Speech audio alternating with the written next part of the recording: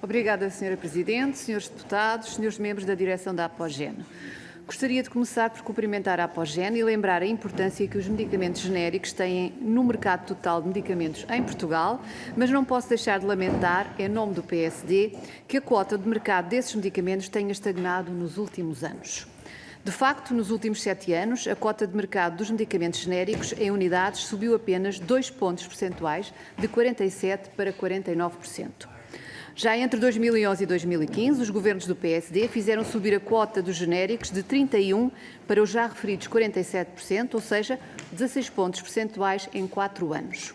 Este rotundo falhanço da atual governação socialista é tão mais incompreensível não só em face das promessas do PS de há 5 e 6 anos, como em face da realidade de outros países europeus, certamente não menos evoluídos do que nós, onde as cotas de mercado dos medicamentos genéricos em unidades são superiores a 70% nos respectivos mercados concorrenciais.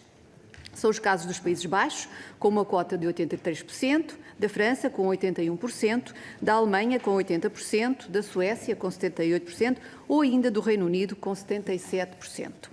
E vale a pena lembrar que, segundo dados recentes do Centro de Estudos e Avaliação em Saúde, só em 2022 a poupança alcançada com a dispensa de medicamentos genéricos foi superior a 509 milhões de euros, mais 30,3 milhões do que em 2021, sendo este o valor mais alto em 12 anos de contabilização.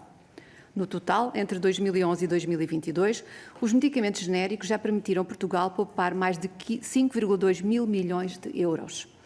Se a cota dos genéricos subisse para 60% ou 70%, que contributo tal não significaria para a sustentabilidade do SNS?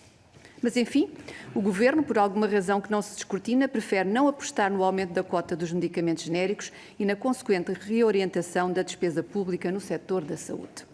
Dito isto, gostaria de lembrar que a audição da Apogen foi proposta pelo Grupo Parlamentar do PSD no contexto de um conjunto de audições parlamentares sobre a ruptura de medicamentos, um tema preocupante na atualidade nacional. Com efeito, trata-se de uma situação que vai assumindo uma gravidade crescente em termos de saúde pública, na medida em que está a pôr em causa o acesso de muitos doentes à medicação de que necessitam, o que é especialmente sério no caso de portadores de doenças crónicas como a hipertensão e a diabetes.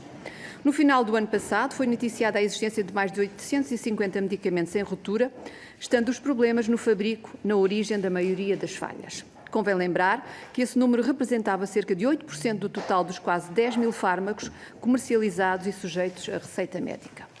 Na altura, a Ordem dos Médicos considerou que a situação era preocupante e continua a ser.